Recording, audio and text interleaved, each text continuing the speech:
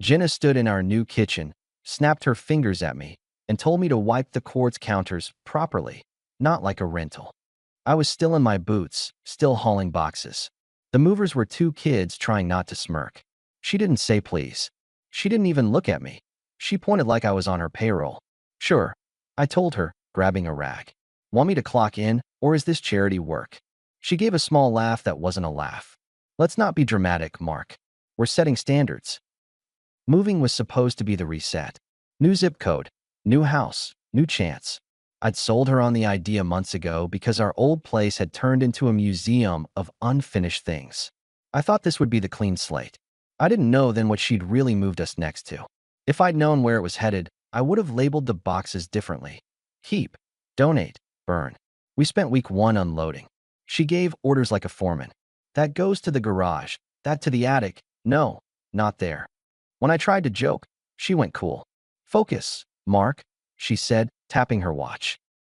By Saturday, we had a lawn service, a dog walker we didn't need, and a neighborhood app exploding with welcome messages. Jenna absorbed it all like she'd been elected mayor. I grilled burgers on the patio while she toured the house with Nicole, her friend from work who'd driven over to consult on aesthetics. Nicole glanced my way. He cooks too? Wow. Keeper. Jenna raised an eyebrow. He tries. We'll see if he can follow a recipe without wandering off. I slid the plate down. I can read, Nicole. And I can also count how many forks I washed today. Jenna smirked. You want applause? I decided to keep it light. If there's a clapping schedule, send me the calendar invite. They shared a look. It landed like a small stone. Not fatal. Not yet. That night, I brought up the tone. Hey, I said, sorting screws for the TV mount. I'm not staff. If something's bugging you, tell me. But don't talk to me like I'm the help. She leaned in the doorway with a glass of Pinot. You're sensitive all of a sudden? Always had skin, I replied. Not my first day being a person. Then act like one. Don't make me repeat myself. She sipped and went upstairs. I let it slide. First week.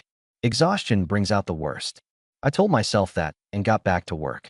Sunday we met the block. The HOA president, Ron, came over with a grin and a folder.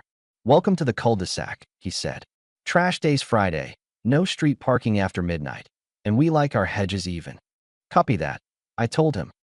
Behind him was a slim guy in a navy polo and a woman in a sundress. The guy stuck out a hand. I'm Chris. That's my wife, Tessa. We're across the street. Tessa waved. I brought cookies. Chocolate chip. If you have an allergy, good luck. I laughed. Jenna didn't. She eyed Chris's watch, then Tessa's shoes, doing mental math. Nice to meet you, Jenna said. We should do a dinner soon. Compare contractors. Chris smiled. Absolutely. This neighborhood has a group chat for everything. Tessa handed me the cookies and turned to Jenna. If you need anything, yell. We all pretend we can do it ourselves until something floods. Jenna's face softened a notch. I'm sure Mark can handle a flood. He says he's handy. I put the cookies on the counter. Handy enough to find the shut-off valve and read a guide. Handy enough, she echoed, already moving on. The next week, she tightened the screws. At the hardware store, I checked out with a cart full of anchors and a stud finder. The cashier made small talk, asked if I knew what I was doing. Jenna cut in. He'll make 3 holes to hang one frame. It's part of his charm. In the parking lot, I set the boxes in the truck bed and closed the tailgate harder than necessary. You're welcome, I told her, for the wall art and the personality critique. Oh, relax, she said, buckling her seatbelt. People like jokes. They like respect more. She looked out the window. Don't be so needy. So I made a call. That night, while she was on the neighborhood app, I set up a shared spreadsheet and split the house tasks, budgets, and timelines into columns. No more invisible labor dumping ground. No more Mark will figure it out. I slid the laptop over. These are the jobs. These are the costs. This is the time. Pick what you want. I'll cover my column. We check in Sunday mornings. 30 minutes max. If it takes longer, we cut items. She blinked. Are you serious? I'm organized. Shocking, I know. That's controlling. It's boundaries. I'm not available for constant corrections. This is the format. She stared at the screen like it had insulted her. Then she closed it. Fine, she said. But we're having a housewarming. Big one. I want everyone to see the place. Great. One rule, I added, leaning back. No jokes at my expense. You want to roast me? Sign a waiver and bring a fire extinguisher. Her smile thinned. Don't be ridiculous. I'm not.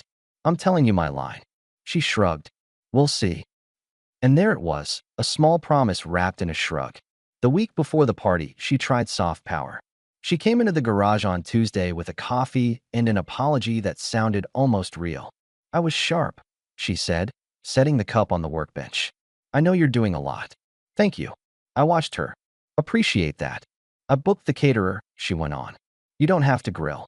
And I told Nicole to chill. She can be extra. That'll help, I said. Also, on Sunday, we do the 30-minute check-in. Non-negotiable. She nodded. Sure. And, this is silly, but wear the gray shirt I bought you. You look good in it. Small olive branch. Not much shade, but it existed. Friday night, the block came alive. Cars lined the curb. Laughter bounced off brick. The patio lights did their job. I walked trays out while Jenna floated, narrating upgrades like a tour guide. Crown molding next, she told a cluster. And a built-in for his tools, so they stopped cluttering my garage. A few chuckled. I set down sliders and let it roll off. Tessa arrived in jeans and a loose tee, ponytail up, a lightness in her steps that didn't match Jenna's stiffness. Place looks good, Tessa said, handing me a six-pack. Smells like new money and old drywall. Accurate, I said. Glad you came. Chris followed, gave Jenna a hug that stayed innocent one beat too long. Or maybe I was counting beats because I was already irritated. He and Jenna exchanged a look I couldn't read. I filed it. By 10, the house was warm and people were happy. I'd talked to Ron about hedges, to a teacher about the district, to a paramedic about response times. Jenna gathered everyone near the kitchen island, lifted a glass, and tapped it with a spoon. Attention, she called, smiling wide. As the hostess, I have a special offer. Limited time, neighbors only. I set down a plate and listened. I'd already said my boundary. This was her test. She raised her voice. I'll give up my husband for $100 and a burger. Any takers? The room laughed. It wasn't friendly laughter. It had edges. A few people looked at me, measuring my face. I put my hand on the island, breathed once, and reached for the nearest bottle opener. If I responded then, I'd detonate the party. I was already calculating my next move. Before I could speak, Tessa stepped forward from the edge of the island, peeled a $100 stack from a slim wallet like she'd been waiting for this show, and placed it next to Jenna's glass. I'll take him, she said deadpan. Silence. Jenna's smile went rigid. She scanned Tessa's face, then mine. Tessa let the pause stretch. Then she grinned and shook her head. You should have seen your face. A few people barked out real laughter then, the kind that breaks tension. Jenna forced a laugh and clinked her glass with someone's, but she didn't look at me. I slid the stack back to Tessa.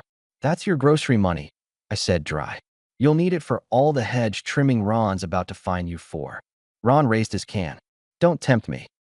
Jenna moved on, changing the subject to paint colors. I poured more sodas. The joke had landed wrong for her, and it showed.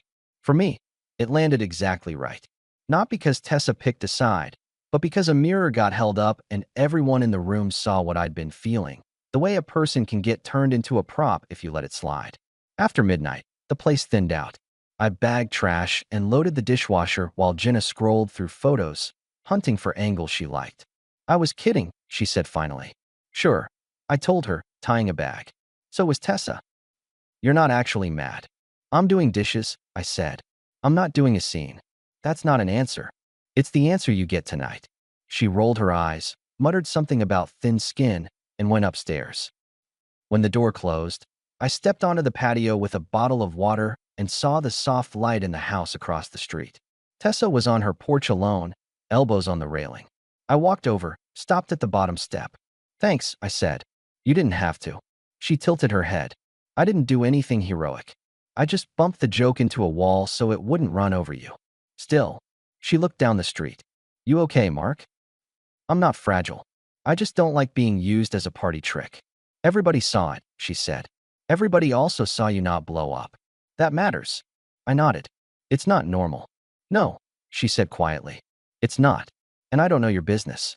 I'm a stranger with a porch. But if I were you, I'd stop standing where she can trip you. People only do that when it works. I know, I said. I've known for a while. She gave a dry smile. And I've known my share too. We stood there a minute, neighbors and not confidants. I told her thanks again and went home. The next morning, I set my next rule. Jenna planned a brunch with Nicole and 2 couples from the block. I canceled it. We're not doing group therapy in public, I told her. No more ambushes.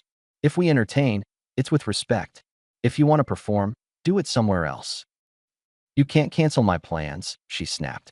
I just did, I replied, setting my phone down. And I refunded the deposit on that ridiculous floral wall. We're not printing our initials like it's prom. She quieted. She tried a different lane an hour later. Hand on my forearm in the pantry, softer voice. I overdid it, she said. I was trying to be funny. I'm under pressure, okay? New house, new rules. I wanted to look put together. You could try decent to the person paying half the mortgage, I said. Okay, she breathed. Okay.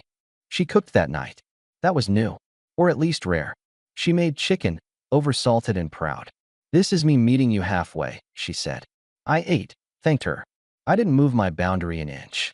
Monday, I took a long look at my week and took control of my time. I told my team at the shop I'd be off-site Wednesday afternoon. I wanted one clean window to test a theory I didn't like. Wednesday came. Jenna left at 9 in athleisure, hair up, said she had errands and a studio class. I waited, did emails, went to the shop. At 11:30, I told Paul, my right hand, that I had to check on a supplier. He squinted at me. You look like a guy about to scout a problem, he said. I'm about to confirm a pattern, I answered. Want backup? I want this to be wrong. It won't be. I parked 2 blocks from the house around 12:15 and watched the door. At 12:30, Jenna called a rideshare. She got in. I followed. The car stopped at a restaurant on the edge of town with patio seating and too much glass. Chris was there. He hugged her at the door, 2 beats too long this time. They went inside. I took a table across the street at a sandwich shop. I didn't eat. When they stood, they held hands like it was muscle memory. They walked to a car I didn't recognize and drove to a place behind a discount furniture store. A motel sat 2 turns back from the main road, the kind of place no one looks at on purpose. I parked, stepped out, and took 2 photos from across the lot. Them at the office window. Them at a door. Then I went home. The house smelled like fresh lemon cleaner and a staged life. I took a suitcase from the closet and put Jenna's clothes in it. Not all. Just enough to make a point and limit the conversation. I set the suitcase by the front door and put her toiletries in a clear bag on top. Then I sat at the kitchen table and waited. At 5:40, the door opened. She stepped in, stopped at the suitcase, and then looked at me. What are you doing home? Thought I'd try the counters again, I said lightly. You were specific about streaks. She set her keys down like she owned the air. Mark, I'm not in the mood. Then let's keep it easy, I said. How was lunch? She took a breath. Normal. Errands. Want to try again? Are you accusing me of something? I'm asking if there's anything you want to tell me.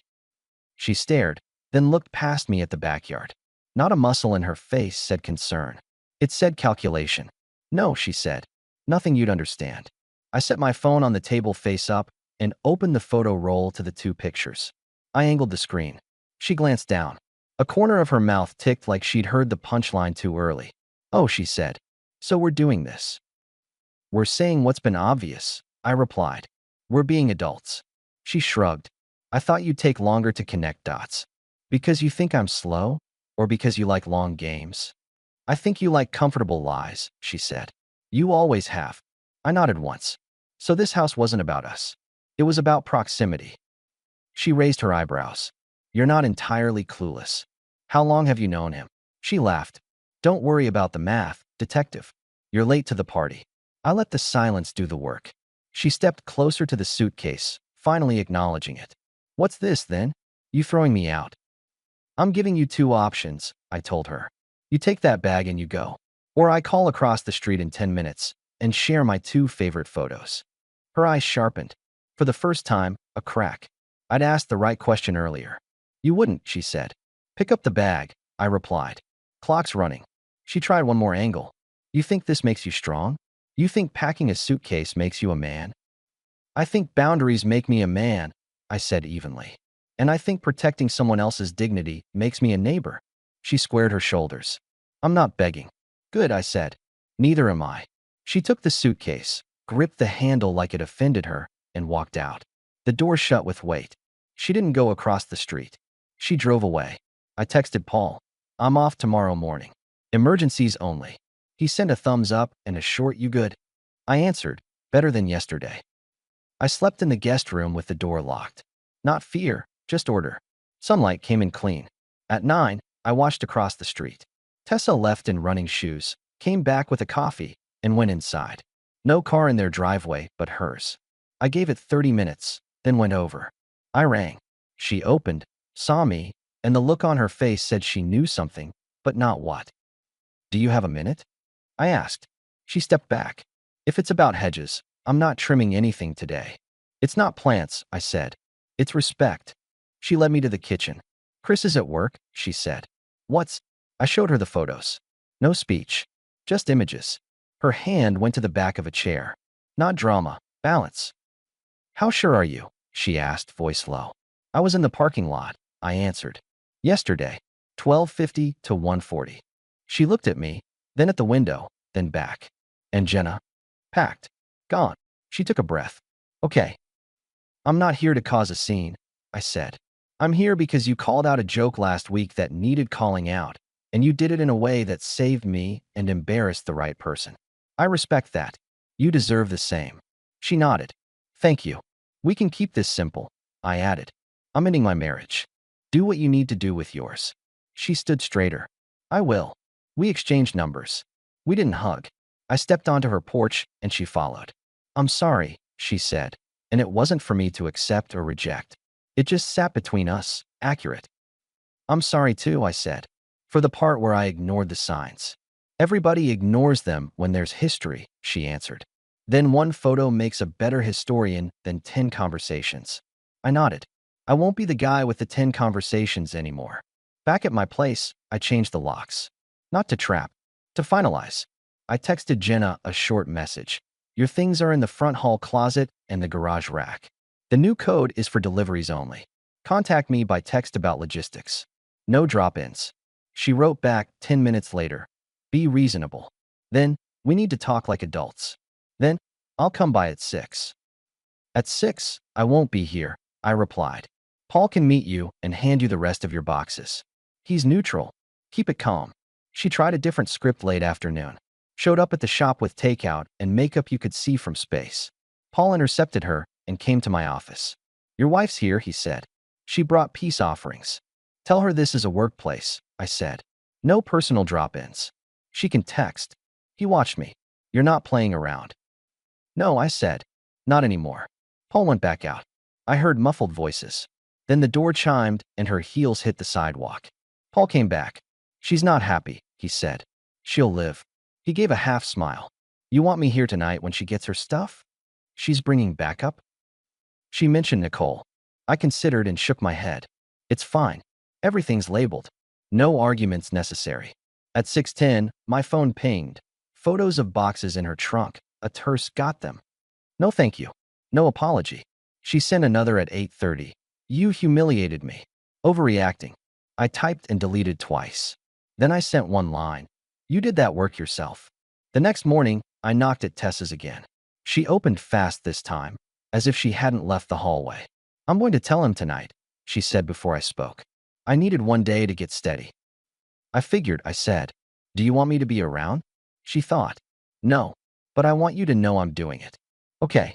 She glanced at the street. What are you going to do about the neighborhood? Live in it, I said. I'm not changing grocery stores or taking the long way home. I paid for this curb like everyone else. She smiled without humor. Good. Jenna tried another tactic on day 3. She called from a blocked number, then texted from her own. Let's start over, she wrote. We both said things. I replied. We said truths. I'm not walking them back. Then she sent the longest message I'd seen from her in months. It was all about pressure, expectations, performing. It barely mentioned behavior. It asked for a dinner to reset. It used the word team 3 times. I sent 2 sentences. I'm not your audience. I'm not a prop. Logistics only. That night, Nicole showed up on my doorstep like a storm with lipstick. She didn't knock.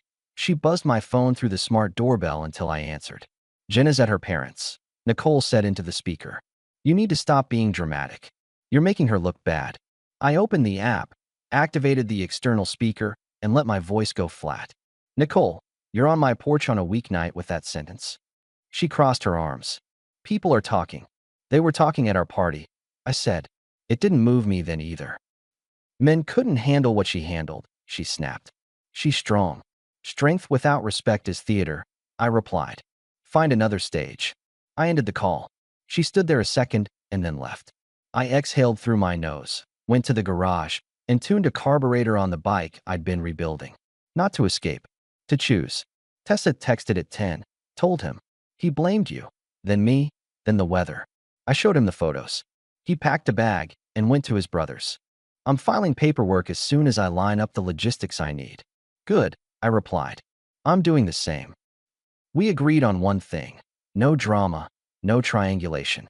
If someone asked, we'd tell the truth in a sentence and keep moving. On day 5, Jenna tried the last tactic left, charm. She arrived at noon with my favorite sandwich, a smile I used to like, and a hand on my chest like we were a team again. I miss you, she said. You missed the script, I answered, stepping back. It's over. She looked at the house, at the grill, at the shrubs she'd named like pets. You'll ruin the neighborhood dynamic. The neighborhood will survive, I said. It survived Halloween blow-ups and Christmas inflatables that blocked air traffic. It'll survive 2 adults being honest. She searched my face for softness. You're really going to live across from a woman who told the truth when it counted? I cut in. Yes, we're good. She let the smile drop. You're making a mistake. I made one already, I said. I trusted a person who likes crowds more than commitments. I won't make it twice. She set the sandwich on the railing like an offering. I won't beg. You've said that, I told her. It's the only sentence you've repeated lately that I believe. She left the food, turned, and walked to her car. At the curb, she stopped and looked toward Chris and Tessa's. She didn't go there. She drove away. Later, I heard she went to her parents again. Then, a week later, I heard she and Chris both left the block for a different city. That wasn't my business anymore. My business was the garage, the shop, the quiet, and the circle of people who spoke plainly. Before they left, there was one more public scene. HOA meeting on Ron's lawn. I wasn't going to skip it. I stood with a coffee while Ron droned about mailbox heights. Jenna showed up with Nicole, chin high. Ron cleared his throat. Any new business? Nicole raised a hand. Just a note. This community values image. We should all be careful what we put on display. Agreed, I said. I didn't look at them. Like selling your spouse for a sandwich in your own kitchen. A ripple went through the chairs. Ron coughed into his clipboard. Tessa didn't speak. She didn't have to. She stood 2 chairs away, arms crossed. Eyes on Ron like mailbox heights were the only thing happening. Jenna lifted her chin. You really want to do this here? I did it at home, I said. This is the epilogue. Ron clapped his hands once. Okay. Mailboxes. People laughed just enough to end it. After the meeting, I walked home slow. Tessa caught up. You good? She asked. Solid, I said. You? She shrugged. Not my favorite month, but clarity helps. That it does. We didn't linger. We went to our separate houses like adults who had lawns to mow and sinks to fix. The next weeks were clean and practical. I rerouted automatic payments, separated the joint account, and changed my morning routine. I started lifting at 6 with my neighbor Ed from 2 doors down, a retired firefighter who hates idle hands. He grunted between sets. Hurt a little bit, he said. You're handling it quiet. Noise doesn't fix things, I replied. Truth does, he said, racking the bar. You did right. At the shop, Paul took one look at me on a Thursday, slid a coffee across the counter, and said, You're lighter. I'm precise, I answered. Big difference. He smiled. Precision pays. Tessa and I had a rule. We were neighbors, not a rebound cliché. We waved, traded Amazon packages dropped on the wrong porch, and once helped Ron wrestle a grill cover during a wind gust. On a Saturday afternoon, we ended up talking while our trash bins lined the curb. You doing okay on meals? She asked, glancing toward my house. Single-person cooking is a math problem. I've solved it with eggs and a skillet, I said, and the deli down the road. She laughed. Classic. We didn't go further than that. No hand-holding. No long texts. No late-night porch confessions. We kept the line clear and bright. Two people who had been humiliated didn't fix it by creating a new mess. Jenna texted once more. I'll be by to get the last of my stuff. I told her Paul would be there Saturday at 10. She replied, fine. She arrived with her dad. He didn't look at me. He kept his eyes on the boxes and the floor. When they were done, she stood in the doorway and looked at the living room she'd staged like a magazine. This could have been different, she said. It could have, I agreed, if respect had shown up. She waited for me to give her a slice of memory to take. I didn't. Take care, Mark, she said. You too, I answered. She closed the door softly, almost kindly, like that would rewrite the noise she'd made while the cameras were pointed at her. I got back to my life. The house became mine in small, satisfying ways. I put my workbench where the floral wall would have gone. I swapped the fancy, dim dining room lights for something that actually let you see what you were eating. I took the shared spreadsheet off my laptop because I didn't need permission to manage my own time. On Sundays, I did my own 30-minute check-in at the patio table. Projects, bills, the week's schedule. It took 20 minutes. Funny how much faster it moves when one person isn't making a show of being busy. Work picked up. I landed a city contract to maintain a fleet of service vans. Paul said it was because I seemed uncluttered. He wasn't wrong. I could look a client in the eye and mean what I said. The language of a man with nothing left to hide and no interest in performing. I bought a used pickup I'd wanted for years and parked it in my driveway, without asking anyone how it looked from the street. Ed came over with a tape measure, and we installed a hitch in under an hour, then drank water like we'd run a marathon. He told me I looked 10 years younger. I told him I'd settle for 10 pounds lighter, and we both called it even. Tessa's life settled too. I saw her sister visiting more, saw her walking with a brunette neighbor from the corner who kept her jokes gentle. Once, Tessa knocked to borrow a stud finder. I handed it to her, and she grinned. I won't make 3 holes, she said. I smiled back. I never did. But go ahead, reclaim the slander. She returned it the next day with cookies again. I ate one on the porch and realized I liked my porch now. It was mine. Months rolled. People forgot the party. They never forget the feeling it gave them. The block adjusted. New people moved in 2 doors down with twin toddlers who screamed in stereo.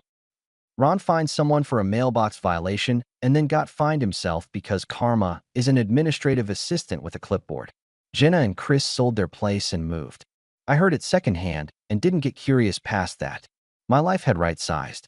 There was no hole to fill, just space to use. One evening, Tessa and I ended up on the sidewalk at the same time, putting out bins. It was early fall. Cool air, none of the drama of a season change, just a slight shift. We made it through, she said, like she was presenting a badge. We did more than that, I replied. We set a standard. Think they ever get it? She asked. Doesn't matter, I said. We did. We stood there a minute listening to a baseball game from someone's open window. Then she tapped the top of her bin. Thanks for that night, she said. At the party. You didn't embarrass her back. You could have. I'm not in the business of trading digs, I said. I prefer invoices. Paid in full. She nodded. Guess we're square then. I'd say so. We went inside. That's the story. I moved for love and got the map to someone else's schedule. She needed proximity and image. I needed respect. Only one of those needs is negotiable, and it wasn't mine. The last thing Jenna heard from me face to face was simple. She stood in the doorway, that final day, waiting for one more chance to drag me into a scene. Anything else? She asked. I grabbed my keys off the hook, looked past her at the street I wasn't leaving, and shook my head. No, I said. Show's over.